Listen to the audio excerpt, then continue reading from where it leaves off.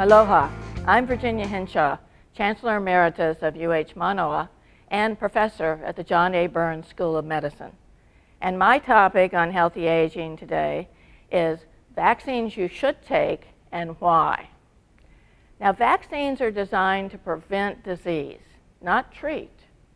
And believe me, it's much better to prevent the disease than to treat it after you get it.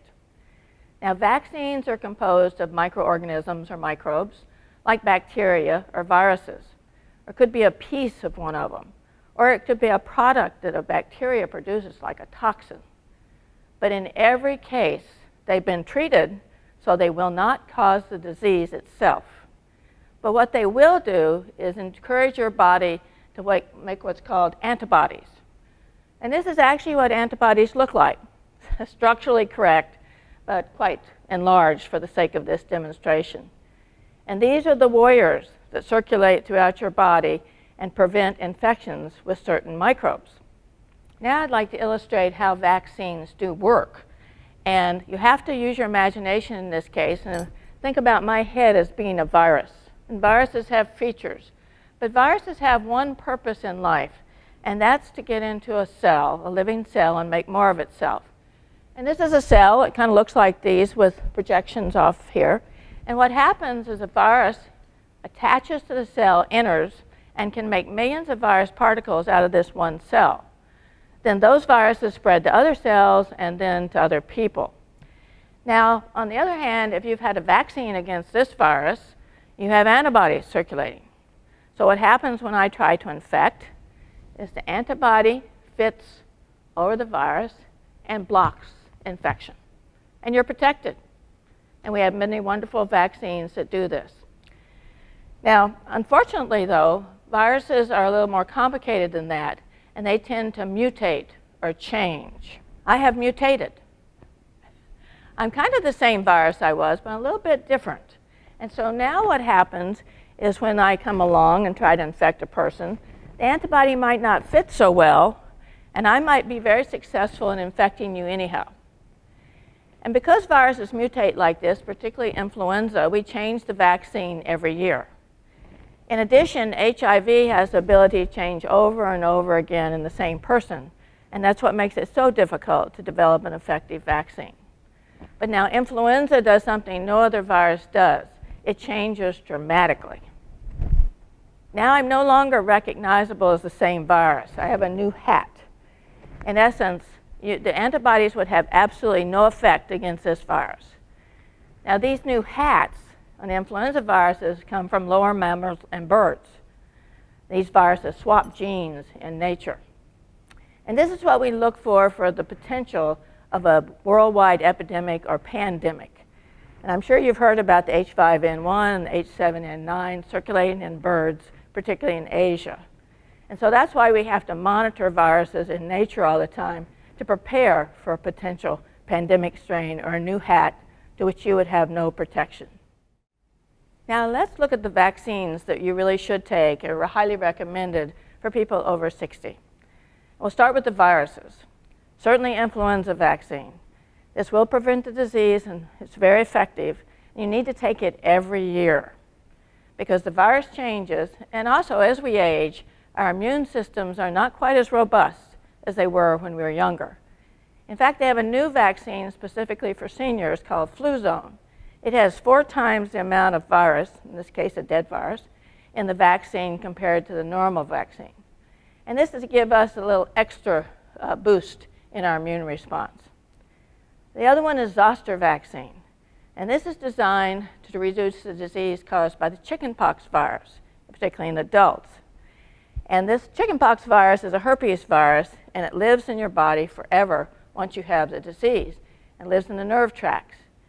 And as long as it's quiet, it's fine. But on occasion, it'll start replicating, making more of itself, and then you get blisters and pain around your trunk or other places on your body. And this is called shingles. And about 30% of the people in the US get shingles at one time or another, and most of those are in older people. In addition, older people suffer more from what's called post-herpetic neuralgia, after herpes nerve pain. It can be extremely serious and certainly very painful. This is a vaccine that's live. You take it one time, and then it reduces the severity of both the disease and the neuralgia. So now onto the bacteria. There are two listed here, tetanus, diphtheria, and pertussis. Now, these are all in one together, but tetanus is the really important one. This is lockjaw. It's caused by an organism that lives in the soil called Clostridium tetani. It's very serious and often fatal and totally preventable. If you step on a rusty nail or get a deep laceration of some kind, first question, is your tetanus booster current? You only have to take it every 10 years, so please do. Now, diphtheria and pertussis are particularly common in children. Diphtheria, not so common in the US now. Pertussis is actually, whooping cough is actually on the increase because of parents failing to vaccinate their children. Now, boosting our immune systems to these two is rather helpful because we're around small children, particularly for grandparents. And the other one is pneumococcal vaccine. And this you only take once as well. And this is composed of many different strains of Streptococcus pneumoniae. And pneumonia is a very common disease in older people and responsible for many deaths. So it's very important to get this one as well. Now, other vaccines are certainly out there, and we also know that new viruses, new bacteria are emerging all the time in nature. And I want to give you the most recent example. And this is one called MERS, or the Middle Eastern Respiratory Syndrome. It emerged in Saudi Arabia in 2012. No antivirals, no vaccines yet. It has about a 25 to 30% death rate. And it has a very interesting natural history. It's thought to occur mainly in Egyptian tomb bats. And it transmitted then to camels, and from camels to people, and now person to person.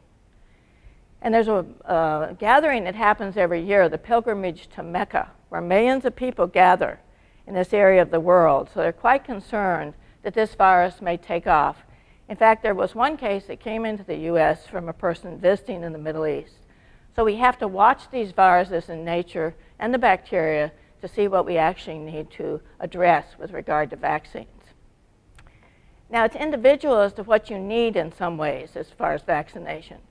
And the CDC has developed an adult immunization quiz, which is really quite helpful because you put in the information and it'll give you feedback based on your own age, your lifestyle, like do you travel? We know that microbes don't need visas, they just come on in and transmit among people, and health concerns that you might have, such as chronic diseases. So you put the information in and it tells you what types of vaccines you should take for your particular situation. So I'm Virginia Hinshaw, and I appreciate your listening to this video, and I surely encourage you to keep your vaccines current so you can enjoy many years of healthy aging. Mahalo.